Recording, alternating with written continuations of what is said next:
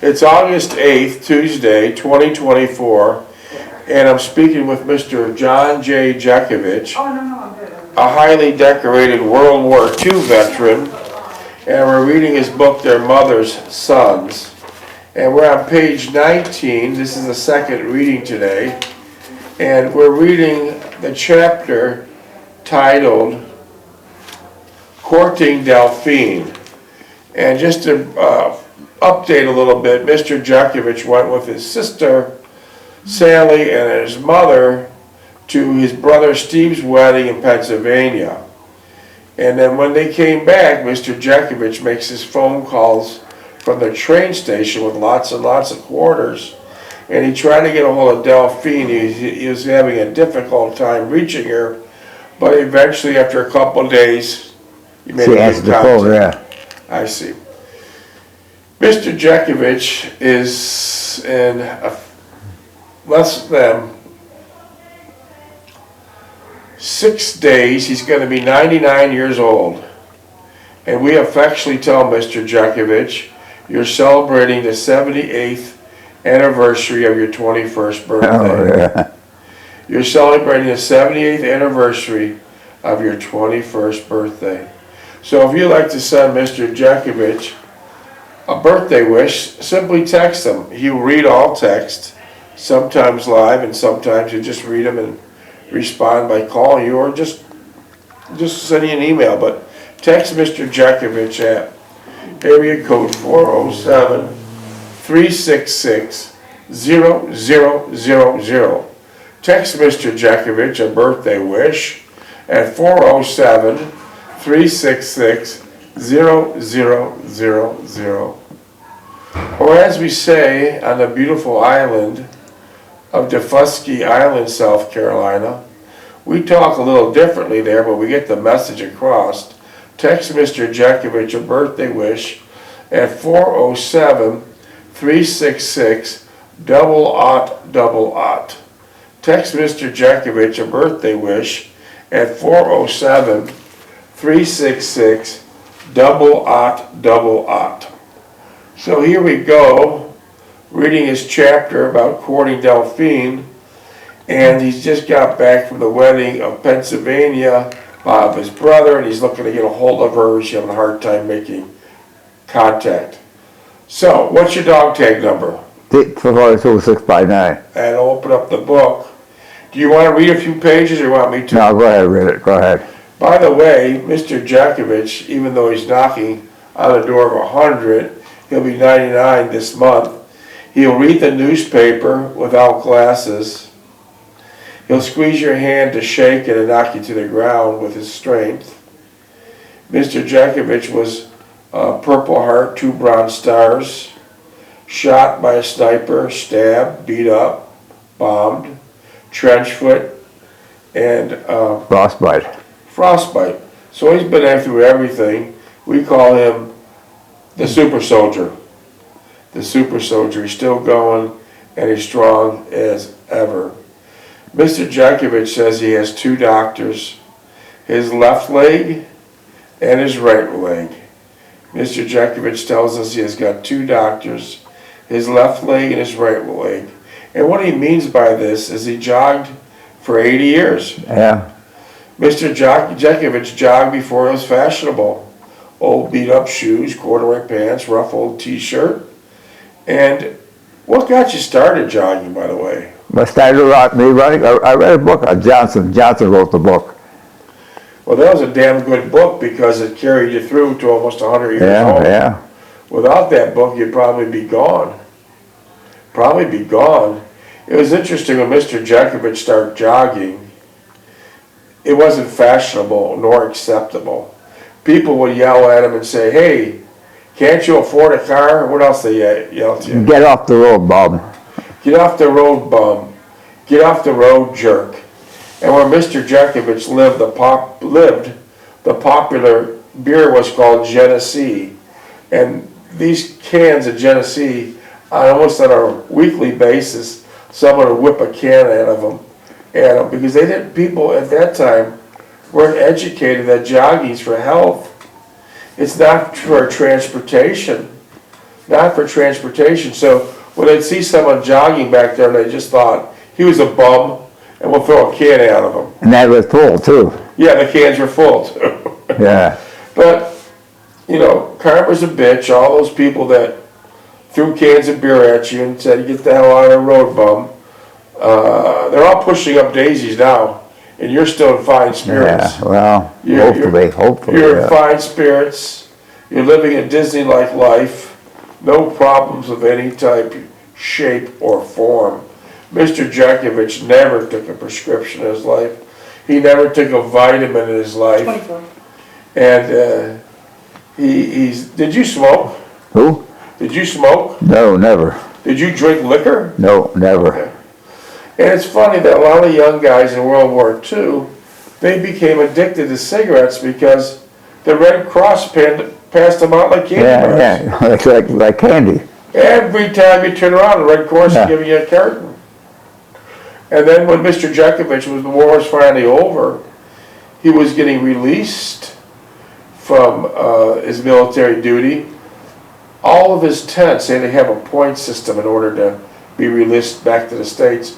All of his tents had big labels on them. Lucky Strike, Lucky Strike, Philip Morris, Paul Mall. Philip Morris, Paul Mall. And back then there was no such thing as filters. These are all non-filtered cigarettes. Yeah.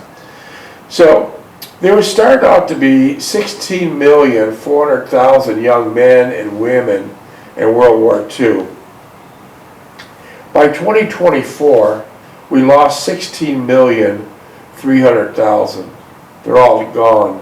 We either lost them during the war or to diseases from, like, say, smoking, or simply old age. Because keep in mind, all these World War II vets today are in the late 90s or in their hundreds. Well, and by the way, if you're 40 years old today, you have about a 10% chance of making it to 100. If you're 40 years old today, you have about 10% chance of making it to 100. So there's less than 100,000 World War II vets, and majority of those are rear echelon. What did rear echelon do? They were behind there. They were doing book work and getting the stuff up and that, but they weren't up in the line. They were important though, but they weren't up in the line. There's less than 7,000 true combat vets who are in the dirt or in the snow, in the grit of it all. Mr. Jeckovich lived out in the snow for 3 or 4 months. I don't know how he survived. I don't know how the hell someone survived living out in the snow at the Battle of the Bulge. That was the hottest, coldest weather yet. Coldest winter of 20 or 30 years. But the interesting fact, there was a lot of vacant houses and barns, but you would never go in a vacant house, would you? No, I'd go to a bar. I wouldn't go to a house. What happens if you would go in the Germans would have it zeroed in and blow the house up. How would they blow it up? With a tank? No, they blow it on artillery. Put a pipe artillery shell. If they could shoot that thing 20 miles. Okay, so they'd zero you in on the back lines to their staff, and the artillery just blow the house. Yeah, the radio then, yeah. They'd radio it in, and they'd blow the house into toothpicks. Yeah. So anyone in there's gone. Yeah. They kill a lot of people like that too. Yeah, so you wouldn't go in the house. No. But the one time he did go in the barn, what happened? We fell asleep and Patton caught us. Posted had the camouflage a Jeep, Patton see the big Jeep. He come in and said, "What the hell are you guys sleeping? Get your," it was raining out. He said, "Get up and get the hell down to the next checkpoint." Did you get much sleep before Patton came in? Well, we slept. He came in at 3 o'clock. So you had a couple hours. Yeah, in the barn, yeah, in a nice warm straw. How would the soldiers survive living out in the snow? How'd you do it? How would you survive? How would you sleep? In the snow? Yeah. Well, you try not to get your feet wet. If you got your feet wet, you're wet all over. So you always had a pair of socks, and when you couldn't have a pair of socks dry, you start a fire someplace and heat the thing up and dry your socks. If you didn't dry your socks, you were cold all over. How were you able to stay warm of any degree in the snow? Well, by that we didn't have the equipment. We had those buckle shoes. Remember, we had when we were kids, buckle shoes, and we had T-shirts and no underwear or nothing underneath that. What did you sleep on? Well, we didn't sleep on the blanket that we had, but no, we'd be afraid to sleep on that. It had a zipper on it. So, yeah, because if you slept inside a sleeping bag, you'd be caught Yeah. off So we guard. slept in the barn where it was warm and find some hay or straw to have your body heat that straw up. So hay was a good thing to sleep on. Yeah. Yeah. Wow, that's amazing. That's amazing. And even though it was like the coldest winter of record, you still had to use water to cool your heavy-duty machine gun, Yeah, and they right? put antifreeze in it too. Okay, so now you're saying in order for the water not to freeze that you needed to cool your machine gun, you put antifreeze in it. Yeah. Oh, that's a good idea. It didn't freeze that, no? No. And how hot did the barrel The get? barrel got hot and the recruits, I said, don't touch the barrel, and one kid touched it, and he seared maybe 2 or 3 inches of millimeters of his skin off his arms, fingers, and he was gone. You never seen him again? And Wow, that must have been a very painful he injury. was just a recruit too. You're in 20 degrees or below, freezing like hell, and now you touch by accident the barrel of the machine gun and it's red hot. Yeah. Wow. That was a horrible situation. Were the Germans machine guns water cooled too? Oh yeah, water cooled and air cooled, yeah. And what type of rounds did they fire? We fired 30 caliber. They probably fired oddball. It was an oddball. They would have. Their weapons and your weapon ammo wasn't interchangeable? No, you couldn't interchange it, no. Wow. That's amazing. So here we go. Let's see where the hell I left off. Let's see here. As it was late, I did not think it was to be advisable to call again. The thought never occurred to me that I might be presupposing the entire process. Instead, there would be a stable atmosphere at home. Mother would feel secure and not threatened, and she revert to her old self and same mannerisms. She had won again, and I would go back to being the dutiful son. I did not like that prospect. I called Delphine the next day, and she answered the phone immediately. I called Delphine the next day, and she answered the phone immediately. Why didn't you call back Sunday night? She blurted out, even before saying hello or anything. She caught me by surprise, and before I could answer, she stated that she'd gone to visit her sister and her family. It was obvious by her voice that she was upset and trying to contain herself as best as she could. I didn't want to call any later. I offered the feeble excuse, feeling relieved and the distress that she displayed. How was the wedding, she asked in a somewhat subdued manner, still attempting to control her frustration and missing my initial call.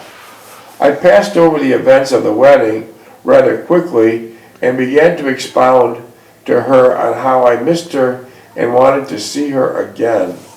I missed you too, she rejoined, her voice tapering off to a whisper. I didn't know what to do with myself, and there I had the strangest feeling that you had found someone else, and I would never see you again. The romance continues. I was dreadful sensation, and I could never let go of it, no matter how hard I tried. Minutes, please.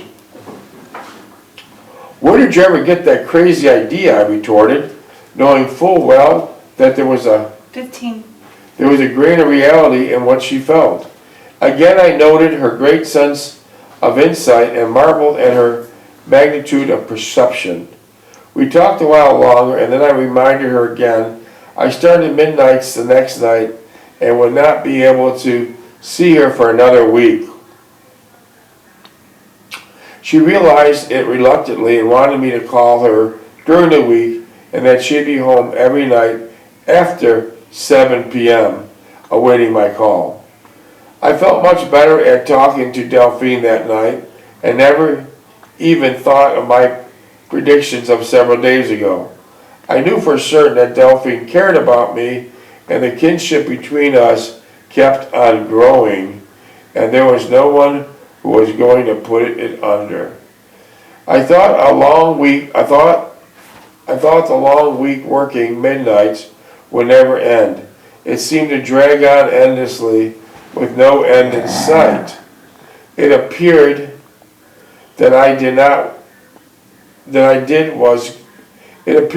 did was go to work, get off in the morning, sleep until 2, and then wait around the house until it was time to go to work again. So that midnight shift really screws up your Yeah, the killer, yeah. because you have to sleep, get ready, and then I would pick up Mother from work, take her grocery shopping, occasionally or downtown shopping, or even sometimes drop Sally off at a movie, then pick them up before I left for work. Most of the time I was alone during the morning. I would read something before I fell asleep. If I could not sleep, I would get up and do some odd chores about the house and wait until it was time to pick up Mother from work. Mother never looked upon my interest or concern in her well-being as something extraordinary, but took it as something due her and expected of me. She never used the same comparison as far as Lookie was concerned, and never expected it of him, nor should she feel neglected by his inaction toward her. And his elusive behavior never concerned her, and it certainly never bothered him. I could not call Delphine until later that night when she got out of work. Then I would drive around after supper when Mother and Sally were watching their TV programs. I would call her almost every day and talk briefly about nothing in particular, more to just to hear her voice than anything else. She would tell me about work and the foolish things that Rosalie or Agnes did during the day.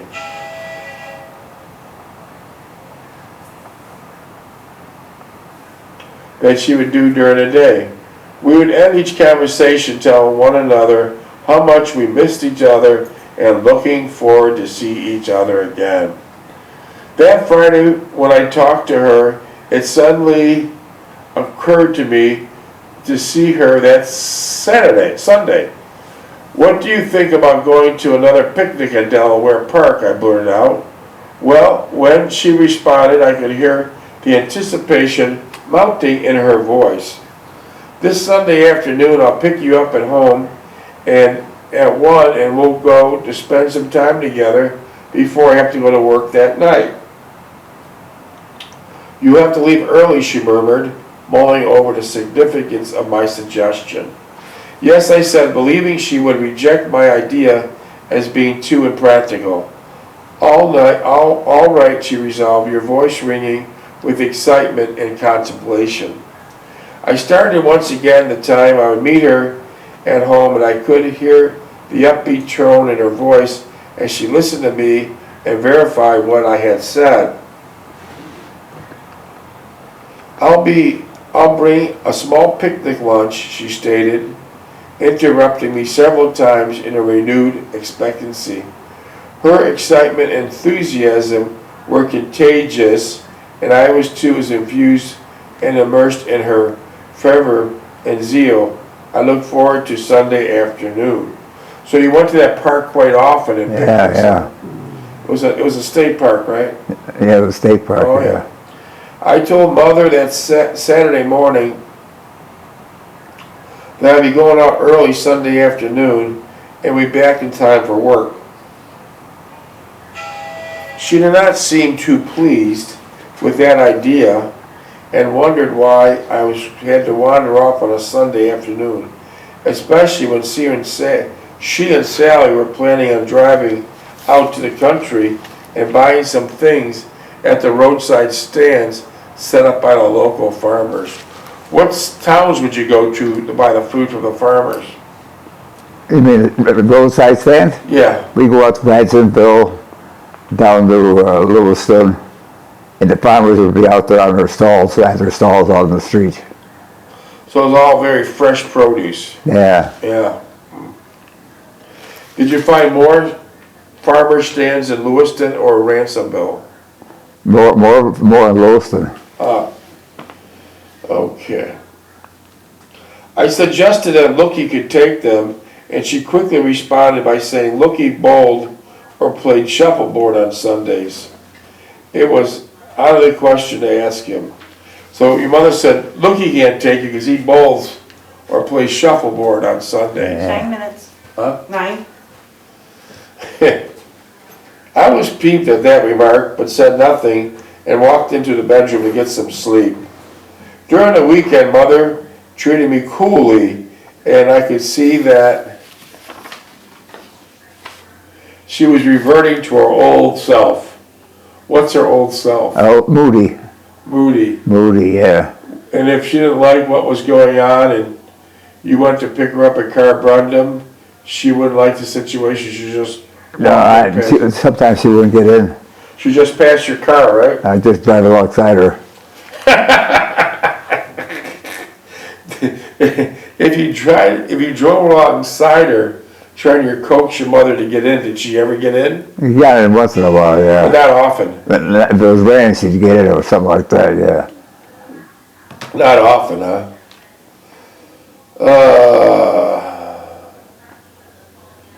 I offered to drive them, but they declined, saying they would take the bus. Did your mother take the bus a lot too? He actually called it on Niagara Street at the Quick there. Yeah. And go downtown, shop around, and then I'd pick her up or what? Or Sally would pick her up. I offered to drive them, but they so declined. As I drove out, I could see them waiting for the bus on the corner, and I again asked them if they wanted me to drive them to the theater. They declined, and I drove off, slightly upset and realizing that once again they had chastised and berated me. This had always been an issue between Mother and me. Oh my word.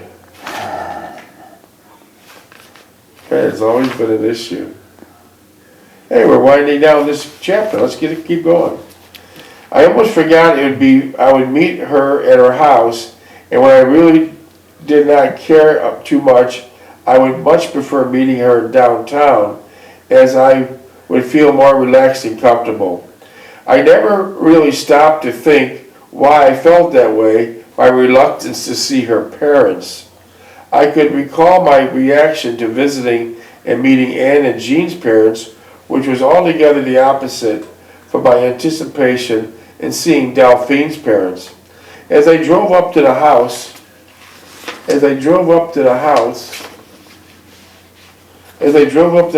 I almost wished that Delphine would be alone and she could whisk out of the house momentarily and not go through the ritual of small talk. So you had to go through a lot of small talk. Yeah, or the dog barking. Delphine answered the door, and before I knew what happened, she thrust her arms about me and kissed me. I missed you, she stammered, ushered me in the kitchen. It was obvious there was no one else home, and I took her in her arms and hugged her tightly. I missed you, I declared, relaxing my hold on her. I'll be only a minute, and she smiling stated, going into the back bedroom. She reappeared shortly and went to the refrigerator for items to put in a familiar picnic basket. I was relieved that there was no one else at home and stood behind her as she deposited the remaining articles into the picnic basket. Let's go before someone comes. Minutes, please. I declared, moving toward the door. Strangely, she did not react to my admonition, but only smiled slightly 5. and headed for the door. We arrived at the park shortly before 2 p.m., and I made a mental note that we would have almost 7 hours together before I had to leave at 9:30. That's to go to work, right? Yeah. Luckily, we found the same picnic table besides the lake we had before, and Delphine commented on it, pleased with the coincidence. I helped her with distributing the food stuff onto the picnic table, and every now and then I would hold her hand and touch her tenderly, and she would react slightly, but I could see that she enjoyed the aspect of it, and she knew it was well-intentioned and nothing suggestive in the least. We sat there on opposite sides of picnic tables, partaking of food that she had bought for the basket, enjoying of being together once again. I watched her as she ate, interjecting occasionally an experience she has since seeing me last. I usually had to deal with Rose and Agnes. She seldom talked at length about her parents. I did not find that strange, her reluctance to talk about her family at length. I almost took it as a matter of fact and only perceived it as one of the many traits we had in common.